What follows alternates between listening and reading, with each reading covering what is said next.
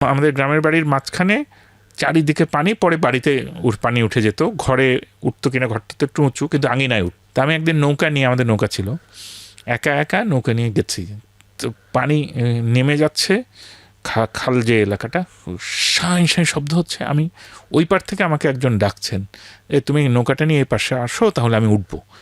আমি যেই কারেন্টের মধ্যে, স্রোতের মধ্যে গেছি, নৌকাটা পটপট পটপট করে ঘুরতে শুরু করলো। আমি আর কিছুতে ওই নৌকা সামলাতে পারি না। পরে কোনো রকম একটু কানিতে গেলাম, ওই লোকটাও গলা পানিতে নেমে এসে নৌকার মাথাটা ধরে আমাকে টেনে তীরে নিয়ে গেলেন। কিন্তু কোনো ভয় ছিল না, কারণ আমি তো সাঁতার পারি। নৌকা ডুবে গেলে আমি সাঁতার কাটতে পারতাম, কোনো অসুবিধা হতো না। কিন্তু ওই কারেন্টে পারতাম কিনা জানি না। ওই ফুটবল খেলতে গিয়ে পাড়ায় পাড়ায় মারামারি হচ্ছে, ওগুলির মধ্যে আমরা জানি। আমাদের ওই রংপুরে আমাদের পুরো পরিবারটাতে ভালো ছাত্র, ক্লাসে ফার্স্ট হতে হবে, বৃত্তি পেতে হবে, ম্যাট্রিক স্ট্যান্ড করতে হবে, ইন্টারমিডিয়েট স্ট্যান্ড করতে হবে। ওই চাপটাই বরং বেশি ছিল, যেটা আমার জন্য খুব কষ্টদায়ক ছিল। কারণ আমি তো কালচারাল অ্যাক্টিভিটিস বেশি করি। আমি বিতর্ক করছি, বক্তৃতা করছি, সংগঠন করছি, নাটক করছি, দেয়াল পত্রিকা বের করছি। ফলে পড়াশোনায় ভালো করাটা আমার জন্য কঠিন ছিল। পড়াশোনা, যে কোনো জিনিস ভালো করা খুব সোজা, আপনাকে প্র্যাকটিস করতে হবে। রাইট। পরে আমি ক্লাস 8-এর বৃত্তি পরীক্ষায় গিয়ে ফার্স্ট হলাম। তখন একদিন ওই পিটিএর মাঠে খেলছি লুঙ্গি পরে, ছুটির দিন। তা আমার স্কুল থেকে পিয়ন চলে এলেন, এসে আমাকে বলছেন যে রংপুর জেলা স্কুলের হেড স্যার আপনাকে ডাকে, সাইকেল নিচ্ছেন, আপনি ওঠেন, সাইকেলে ওঠেন। বলছেন না, আমি লুঙ্গি পরে যাব না। বলছেন না, আপনাকে যেতেই হবে। আমি বললাম তো আমার তো একটাই প্যান্ট, এটা আমি ধুতে দিয়েছি, ফলে আমার পক্ষে এখন প্যান্ট পরাও সম্ভব না, ফলে আমি যাব না। একটা প্যান্ট বলতে 1971 সালের পরে 72, 73, 74, 75, 76, 77, 78 এগুলিতে বাংলাদেশ খুব গরিব ছিল। আমি যখন এটা বলছি তখন তো 8-এর বৃত্তির রেজাল্ট হয়েছে, তার মানে আমি 9-এ পড়ি। তখন আমার প্যান্ট ছিল একটা ফুল প্যান্ট, আমরা বলতাম, সেটা স্কুলের ড্রেস। রংপুর জেলা স্কুল খাকি রঙের প্যান্ট প্রবর্তন করলো, সাদা রঙের শার্ট। আমরা বাধা দিলাম, কারণ আমাদের সামর্থ্য নাই এটা কেনার। কিন্তু স্যারেরা শুনলেন না, এটা প্রবর্তন করলেন। ক্লাসে 2-3জন ছেলে যারা একদমই পারবে না, তাদেরকে চাঁদা তুলে আমরা দিলাম যাতে ওরা প্যান্ট পরে। একটাই প্যান্ট ছিল, এটা ধুতে দেওয়া হয়েছে, এবং সেটাও স্কুল ড্রেস। ওকে। তারপরে ওই আমাকে তার সাইকেলে তুললেন পিয়ন, রংপুর জেলা স্কুলে নিয়ে গেলেন। বন্ধের দিনে স্যার, তার হেড স্যারের রুমটা খোলা, আমাকে দেখে স্যার জড়িয়ে ধরলেন, বললেন যে তোমাকে বাংলাদেশের প্রেসিডেন্ট ডেকে পাঠিয়েছে। কারণ আমি বৃত্তি পেয়েছি, ফার্স্ট হয়েছি। আমার ধারণা আমি রাজশাহী বোর্ডেই ফার্স্ট হয়েছিলাম, রাজশাহী থেকে। কারণ রাজশাহী থেকে 2জনকে ডেকেছিল, ফার্স্ট আর সেকেন্ড। তো আজকে আমি দোয়া করি যে আজকে তোমাকে বাংলাদেশের প্রেসিডেন্ট ডেকেছে, একদিন যেন তোমাকে পৃথিবীর প্রেসিডেন্ট ডাকে। আমার হেড স্যার আমাকে বললেন। স্যাররা খুব আদর করতেন। ক্লাস 9-এ আমার আরেকদিন মনে আছে, আমি এরকম বিতর্ক করে এসেছি, ফার্স্ট হয়েছি শিশু একাডেমি থেকে। স্যারকে এসে বললাম, স্যার আমি ফার্স্ট হয়েছি। আবুল হোসেন স্যার ছিল, বাংলা পড়াতেন। উনি আমাকে কোলে করে হেড স্যারের রুমে নিয়ে গেলেন, যে আনিসুল একটা বিতর্ক করে ফার্স্ট হয়ে এসছে। তো এগুলি আমার খুব আমার দুষ্টামি স্মৃতি নাই।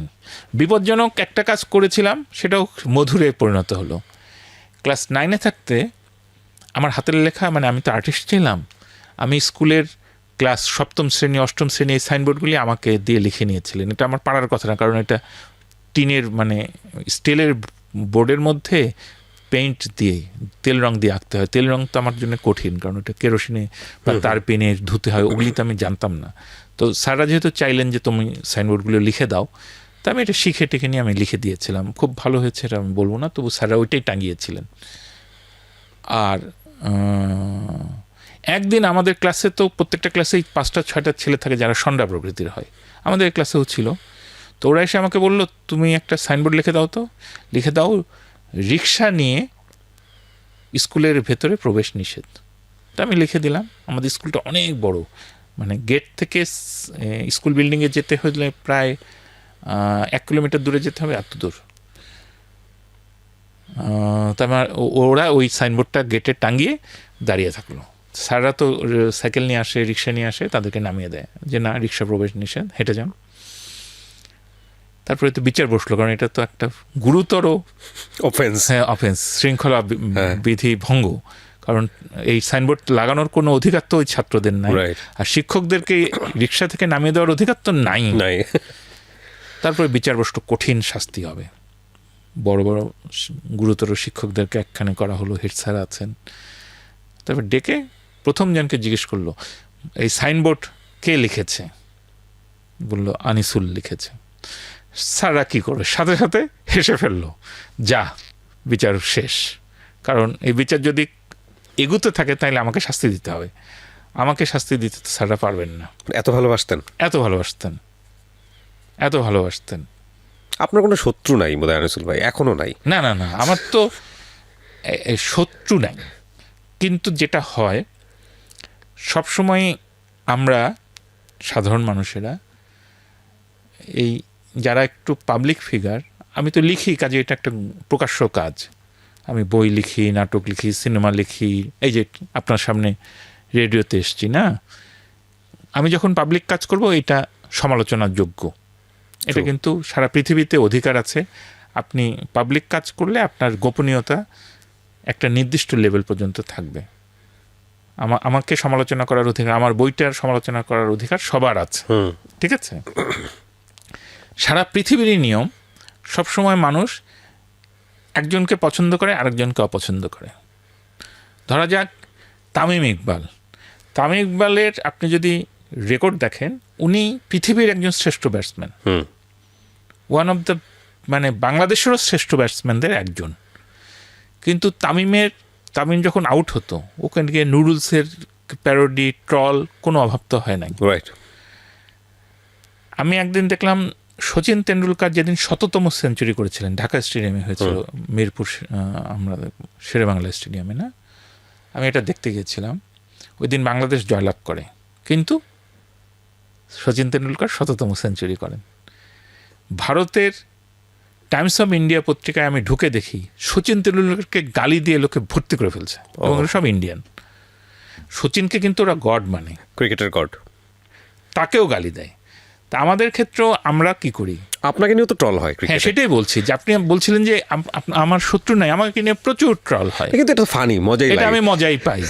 এবং আমাকে নিয়ে যেসব কৌতুক বা হয়, অনেকগুলি পড়ে আমি মুগ্ধ হয়ে গেছি যে বাংলাদেশের তরুণদের, কিশোরদের ক্রিয়েটিভিটি এবং তাদের সেন্স অফ হিউমার এত ভালো লিখেছে, আমাকে নিয়ে লিখেছে, কিন্তু আমি হাসছি যে এই ছেলেগুলিকে পেলে, মানে আমার শৈশবের কথা, মানে আমার প্রথম জীবনে তো আমি গদ্যঘটন লিখতাম, আমি তো এগুলি করে এসেছি, বড় বড় লেখকদের বিরুদ্ধে, রাজনীতিবিদদের বিরুদ্ধে লিখেছি। এখন তো আমি আর ওইসব করি না, আমার বয়স হয়েছে, কিন্তু আমার তারুণ্যে তো আমি এসব করেছি। তখন আমার তরুণ বেলার কথা মনে পড়ে যে এরকম একটা ফিগার পেলেই তাকে কিভাবে ধোলাই দেওয়া যায়, এই কাজগুলো আমরা করতাম।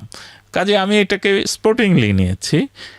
আর সবসময় আপনি দেখবেন যে কিছু লোক আপনাকে পছন্দ করবে, কিছু লোক আপনাকে পছন্দ করবে না। এটা নিয়ে নেলসন ম্যান্ডেলার একটা উক্তি প্রচলিত আছে যে কিছু লোক তোমাকে পছন্দ করবে না, এর কোনোই কারণ নেই। এমন নয় যে তুমি তার কোনো ক্ষতি করে এসেছো। এখন ধরেন রংপুরে বসে বা দিনাজপুরে বসে বা নোয়াখালীতে বসে যে আমার সম্পর্কে ট্রল করছে, ওর সাথে আমার কিন্তু কোনোদিন দেখা হয় নাই। আমি কিন্তু ওর কোনো ক্ষতি করি নাই, ও আমার কোনো ক্ষতি করবে না, প্র্যাকটিক্যালি করবে না। আমি যদি কোনো কারণে দিনাজপুরে ওর বাড়ির সামনে গিয়ে হাজির হই, ও অবশ্যই আমাকে ওর বাড়িতে নিয়ে যাবে এবং খাওয়াবে, আমার সঙ্গে ছবি তুলবে। কিন্তু এই অনলাইনে তো আমাদের ক্রিয়েটিভিটি দেখানোর একটা জায়গা আছে। আমাকে নিয়ে ট্রল করলে 2টা লাইক বেশি পাবে, বা মজা হলো, ফান হলো, এগুলি মজা। এই মজা সেই হিসাবে আমার শত্রু নাই বললেই চলে। ঢাকা FM 94.4